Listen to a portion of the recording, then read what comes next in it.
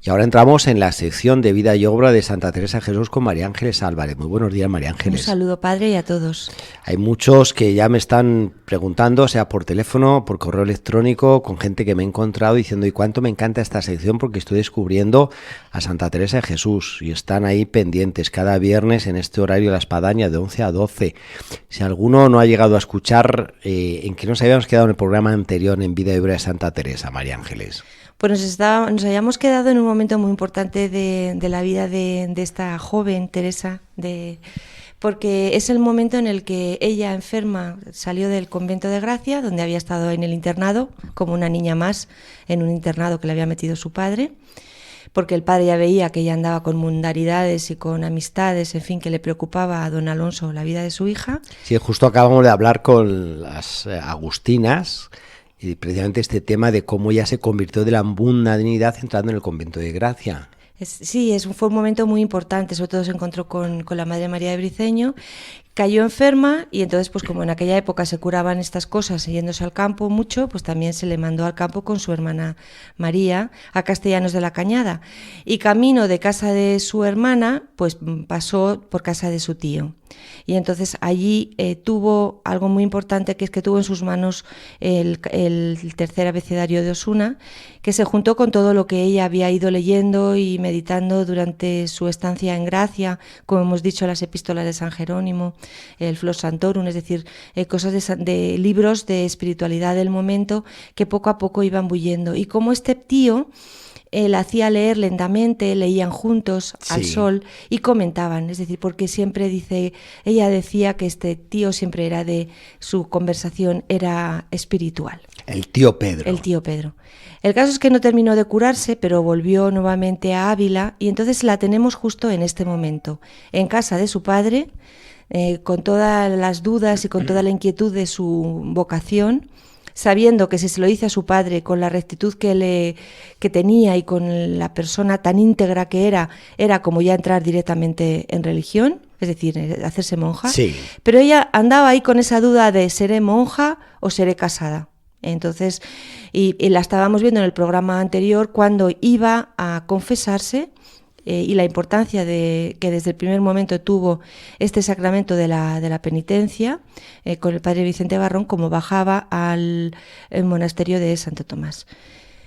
En este momento es en el que nos hemos quedado, padre. Así que recopilamos todo lo visto, casi así de una forma sintética, fantástico, María Ángeles. Así si alguien no escuchó el programa, vamos actualizado y llegamos a este punto en que está Teresa de Ahumada, ya con 17 y 18 años, comienza a estar perfilando la vocación. Sí. En un momento en el que sabemos, como voy a comentar ahora, bueno, pues que esta joven pues venía de vez en cuando de visita aquí a la Encarnación, tenía aquí una amiga que era la hermana Juana Juárez, y que ella seguramente, bueno, pues que vino por aquí y que hablaban y que cambiaban impresiones y que poco a poco pues fue viendo que entrar en la Encarnación le parecía interesante, ¿no?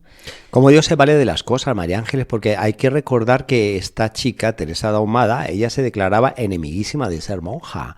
Poco a poco va a ir entrando la idea, Dios le va a ir esto trabajando en el corazón, la mente, y luego le atrae hacia la Encarnación por una amiga. Sí, por una amiga y también porque aquí veía, bueno, la Encarnación en aquel momento, como vamos a ir viendo en programas sucesivos a través de los estudios de don Nicolás González, pues realmente era una verdadera aldea, como él lo llama, una aldea donde vivían un montón de señoras de situaciones muy variadas. Todas eran monjas o eran novicias, pero vamos, no es lo que nosotros podemos entender hoy en día por un convento y mucho menos por el monasterio de la Encarnación hoy en día, ¿no?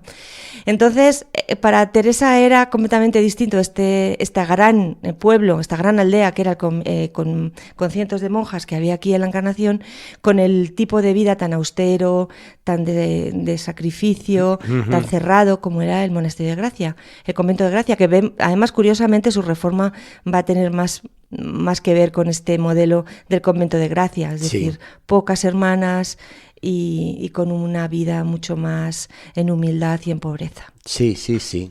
Bueno, pues qué interesante, pues abrimos este nuevo capítulo de Teresa de Ahumada encaminándose hacia aquí, hacia nuestro monasterio de la Encarnación.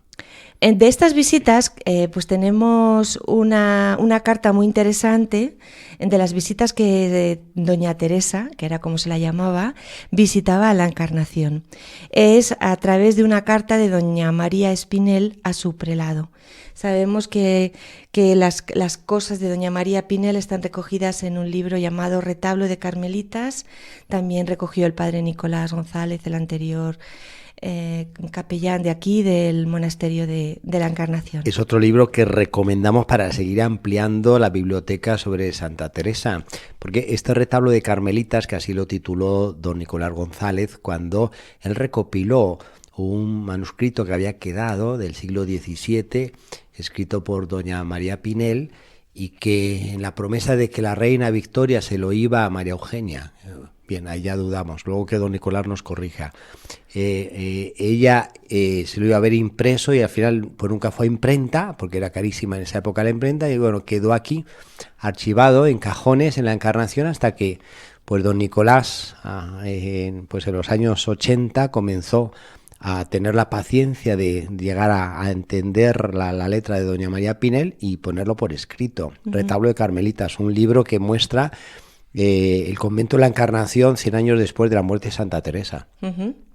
Pues aquí está una carta de doña María Espinel a su prelado en el que dice lo siguiente: yo me acuerdo cuando venía seglar algunas veces a este convento y doy por señas que traía una sarga anaranjada con unos ribetes de terciopelo negro. Es decir, además este vestido de Teresa, ¿no?, de naranja con el terciopelo negro, se ha tenido también en cuenta en algunas de las recreaciones en las películas. Yo me he estado fijando y realmente es una manera de representarla de joven, vestida de estos colores, ¿no? Y pues bien vestida, sabemos que era una joven guapa y que tenía don de gentes y que era simpática, en fin, nos la imaginamos vestida en este momento. Hay un pintor abuelense, Eugenio López Berrón, que le pedimos que pintara precisamente esta escena de Teresa joven viniendo a visitar a su amiga Juana Juárez, y él necesitaba inspirarse cómo podría ser el ropaje, el peinado, en fin, la pose, y tuvo en cuenta precisamente lo que está diciendo María Ángeles de este libro de don Nicolás, que llegó a hacer de Retablo de Carmelitas, de los escritos de María Pinel, y también de imágenes, sobre todo la película de Teresa de Jesús, la de Conchita Velasco. Sí, que está muy bien. Y el cuadro, si alguien viene, está aquí en la Encarnación, en el primer locutorio, de Eugenio López Berrón, de Teresa joven, hablando con su amiga Juana Juárez. Esta Juana Juárez, que sabemos que murió en el monasterio de la Encarnación en 1638. La entrada de la santa, o sea, de Teresa en la Encarnación, pues como hemos visto también tenía otra parte muy complicada, que era la parte de la familia, es decir, junto a las cosas internas de seré capaz de ser monja o no, pues sabemos que la situación en su familia, desde un punto de vista económico, pues iba poco a poco menguando su capacidad y que por tanto todos sus hermanos se vieron abocados a tener que ir a América, como estuvimos viendo en programas anteriores.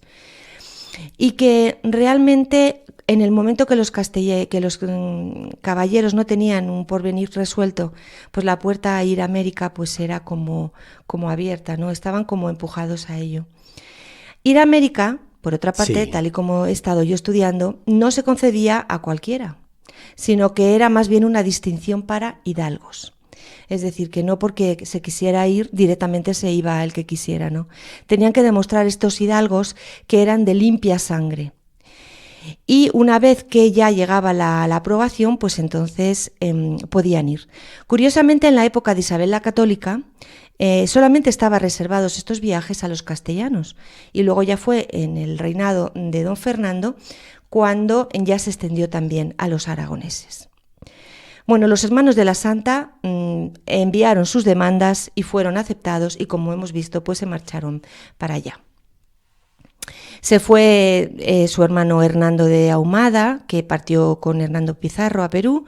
Se marchó Rodrigo, que sabemos que es ese hermano tan querido de la Santa, con el que ella quería ir por ahí a fundar y a morir en tierra, y que llegó hasta el Río de la Plata con la expedición de don Pedro de Mendoza. También se fueron Lorenzo y Jerónimo, y todos ellos iban en calidad de capitanes o hombres de armas. Lo cierto es que la partida de todos los hermanos dejó una situación muy desolada en la casa de don Alonso, también en el corazón de Teresa.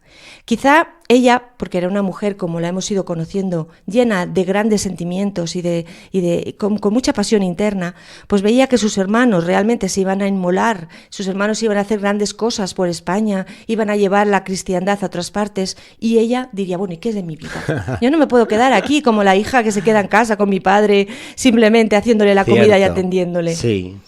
De manera que cuando su hermano Rodrigo se fue para América, realmente ella empezó, según dice el padre Efrén de la Madre de Dios, a darle vueltas en su cabeza y decir, yo tengo que hacer con mi vida algo heroico. Sí, a ver a qué América me puedo ir. A ver a qué América. Y la América fue el monasterio de la Encarnación. A, digamos, 500 metros de la muralla. Sí.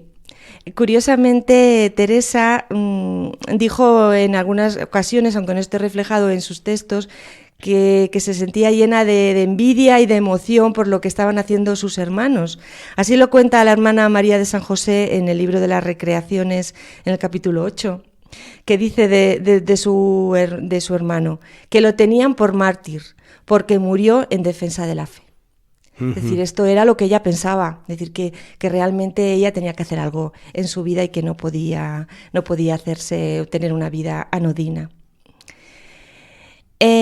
Hay un caso que vamos a comentar ahora y vamos a ver. ¿Cuál es? ¿Por qué su padre tenía esa oposición a que su hija Teresa entrara aquí en el monasterio de la Encarnación? Sí, que llegó a decir antes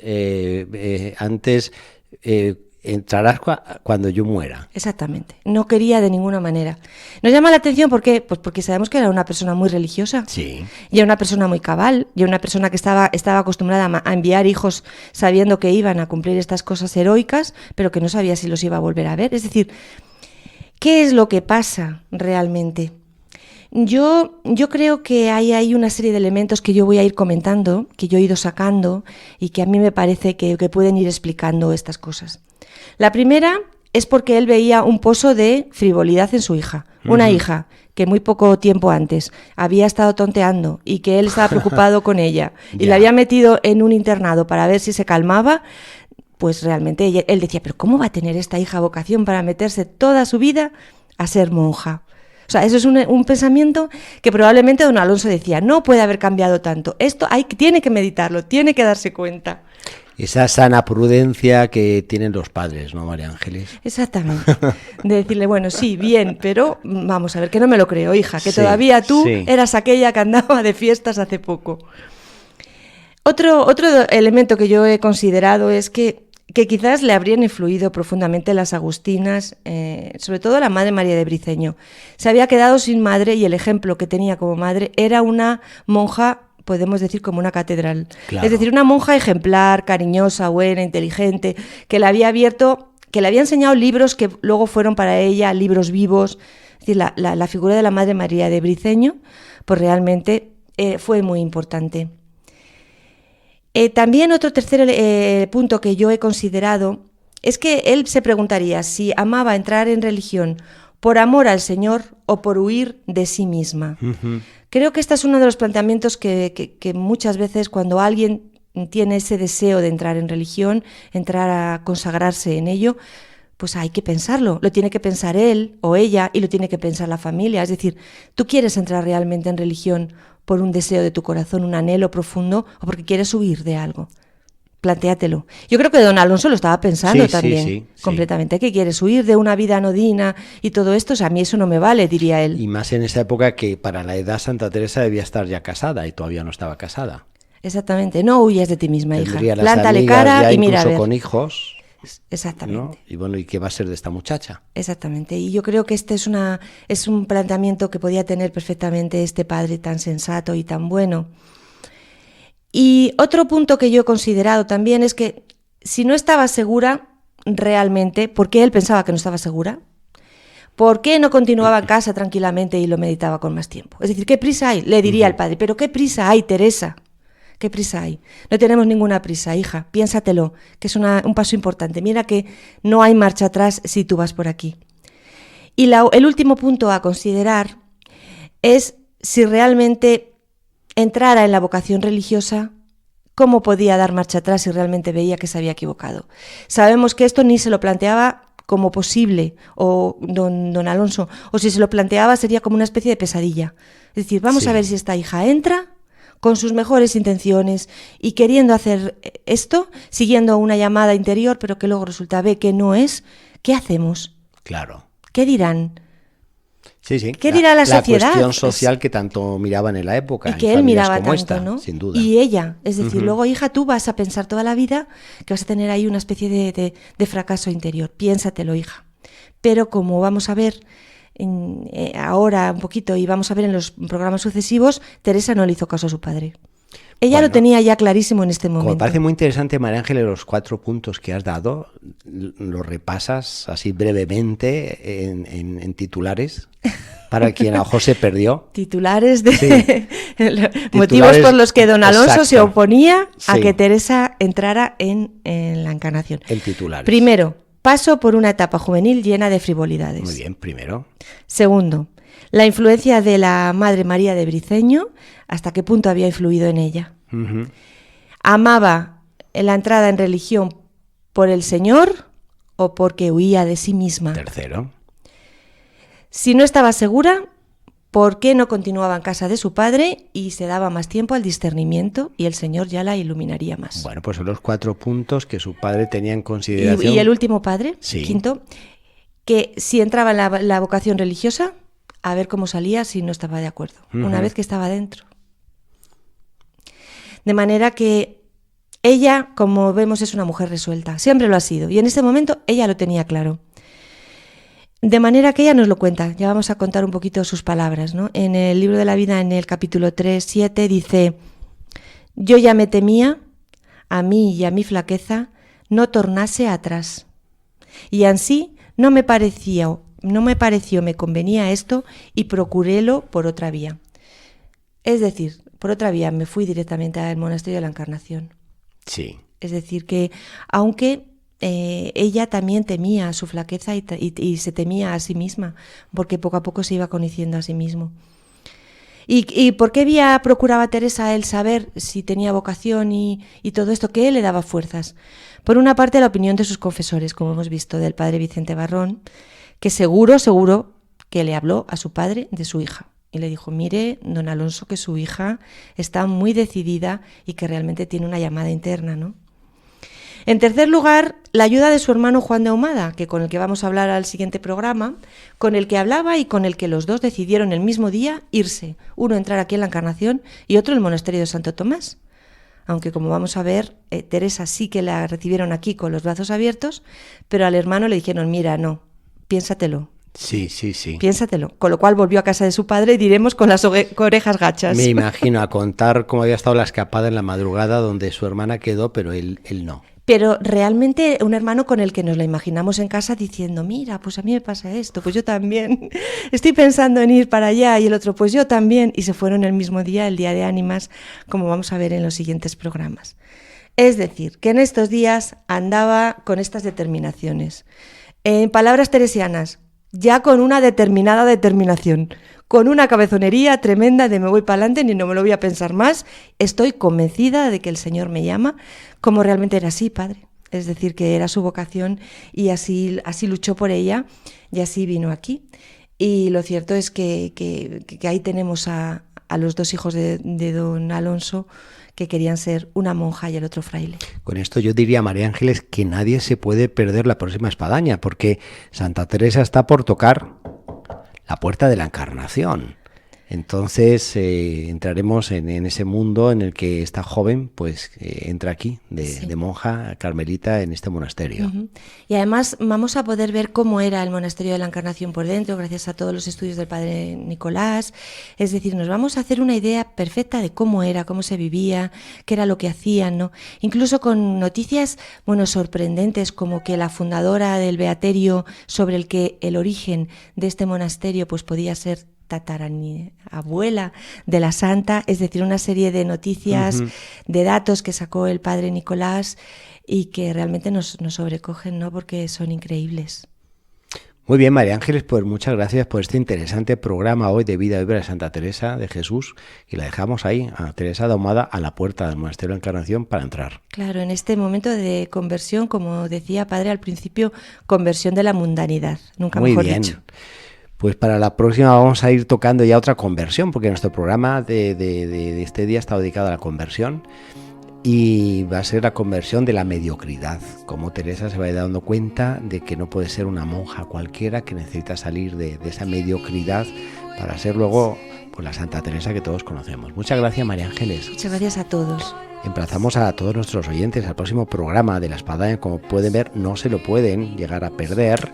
Este ha estado dedicado a la conversión en este tiempo de Cuaresma, un tiempo pues muy apropiado para convertir nuestros corazones y nuestras mentes al Señor y rezar para que la gracia de Dios haga esos milagros que nosotros pues nos vemos incapaces de alcanzar, pero que Dios lo hace posible y hace posible la conversión.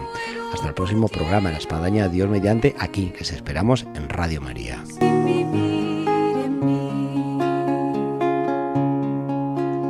En esta divina prisión del amor en que yo vivo, se ha hecho Dios mi cautivo y libre mi corazón, y causa en mi tal pasión ver a Dios mi prisionero, que muero porque no muero, vivo sin vivir en mí, y tan alta vida espero, que muero porque no muero, vivo sin vivir en mí.